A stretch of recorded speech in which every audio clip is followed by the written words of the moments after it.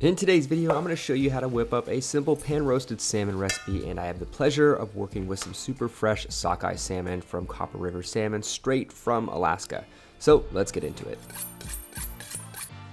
First thing on the agenda is portioning the salmon from the whole fillet, so I'm going to take the thinner tail portion off since the fillets are too thin on that end, and I'm going to debone the thicker portion.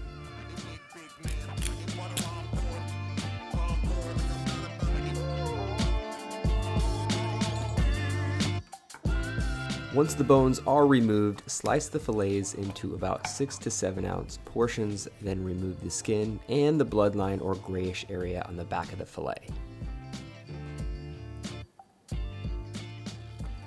Next, you're going to season the top of the portions with a good pinch of kosher salt and black pepper. Then get a large saute pan on high heat with a generous splash of oil and begin to sear the fillets until golden brown.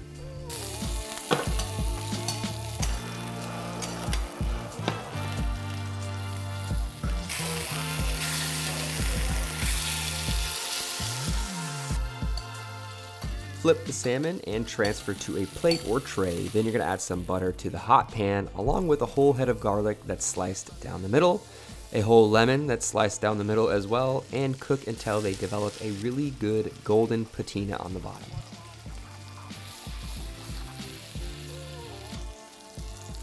After that, you're going to add in the fresh rosemary and thyme along with the salmon and throw this in a 450-degree oven for 2 minutes or until the salmon is just barely cooked through and still super tender in the middle. Once that's all done, you're just going to place the roasted salmon in the middle of your dinner table with a few really delicious sides, and you have yourself a pan-roasted salmon feast.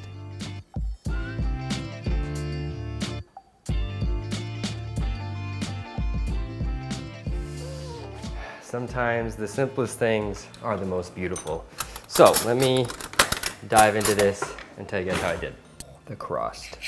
Man, pan-roasted salmon, it's gotta be one of my favorites. All the roasted flavors, everything you're looking for in a beautiful piece of flavor-packed salmon. Roasted garlic, brown butter, the roasted lemon, it just doesn't get any better. Super, super good. Fatty, good texture on the meat.